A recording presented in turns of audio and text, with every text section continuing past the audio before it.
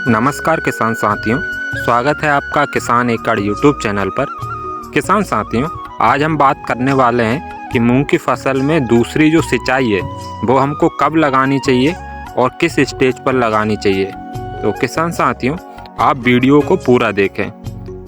किसान साथियों, जो दूसरा आपको पानी लगाना है मूंग की फसल में, वो आपको तब लगाना चाहिए जब आपकी जो मूंग की फसल है उसमें जो फूलों वाली जो कलियां निकलती है वो आपको हर एक पौधे में एक एक दो दो कहीं कहीं देखने को मिल जाए। अगर वो आपकी फसल में दिखने लगी हो तो आपको दूसरा पानी जल्द से जल्द लगाना चाहिए आपकी मूंग की फसल में। और एक चीज़ का और ध्यान रखना चाहिए कि आपकी जो मूंग की फसल है उसमें ज़्यादा तनाव नहीं देना चाहिए। जो पानी लगाने का समय है, पहली सिंचाई से लेकर दूसरी सिंचाई के बीच का जो समय है वो आपको ज़्यादा लंबा नहीं रखना है। फिर भी कुछ समय स्ट्रेस जो है हमको देना चाहिए ताकि फसल जो दूसरी सिंचाई है उसमें ग्रोथ अच्छी कर सके, अच्छा पौधा बना सके, ब्रांचिंग अच्छी कर सके। तो आपको कितने दिनों का स्ट्रेस देना चाहिए फसल को, उसके बारे में भी मैं बताऊंगा।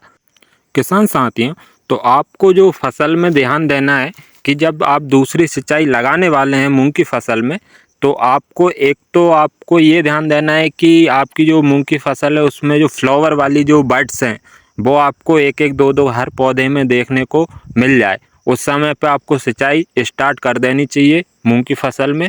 और दूसरी बात का ध्यान रखना है कि आपकी जो पहली सिंचाई है उसके बाद अगर आपकी मूंग की जो फसल है वो 15 दिन की हो चुकी हो, 15 दिन के बाद में आपको कितने दिनों का और स्ट्रेस बढ़ाना है ताकि आपकी जो मूंग की फसल है वो ग्रोथ अच्छी कर सके, अच्छी ऊंचाई ले सके और अच्छी ब्रांचिंग कर सके।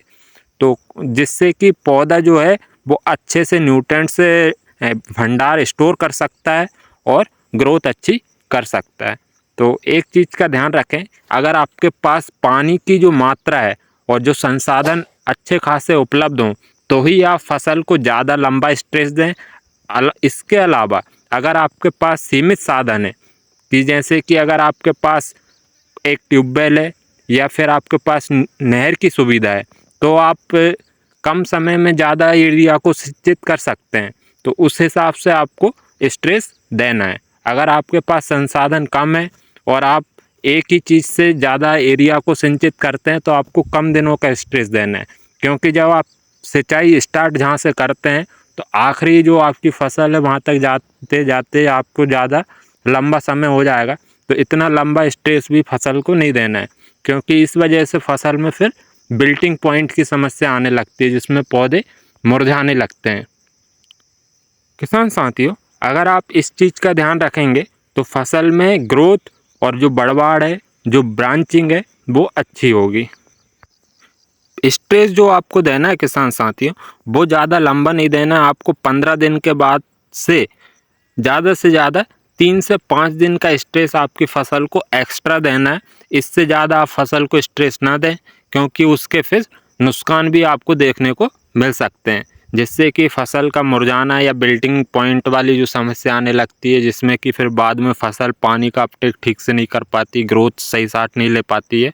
तो आपको एक चीज़ का ध्यान रखना है कि आपको स्ट्रेस भी ध्यान देकर ही लगाना है कि आप कितने समय में कितने एरिया को सिंचित कर सकते हैं। उस हिसाब से आपको पानी लगाना है मूंग की फसल में। और दो बातों का ध्यान रखना है, तो आपकी जो मूंग की फसल का उत्पादन है वो आप भरपूर ले सकते हैं। और जो स्ट्रेस आपको लगाना है वो 15 दिन के बाद में आपको ज़्यादा से ज़्यादा 4-5 दिन का स्ट्रेस और देना है। इससे ज़्यादा स्ट्रेस आप देकर पानी ना लगाएं। और एक चीज़ का और ध्यान रखें कि मूंग की जो फसल है उसमें आपको पानी ज़्यादा भर के नहीं देना है। और जो दूसरी सिंचाई है वो आपको अच्छा पानी लगाकर करना है ताकि आपकी जो नमी है खेत में वो लंबे समय तक बनी रहे।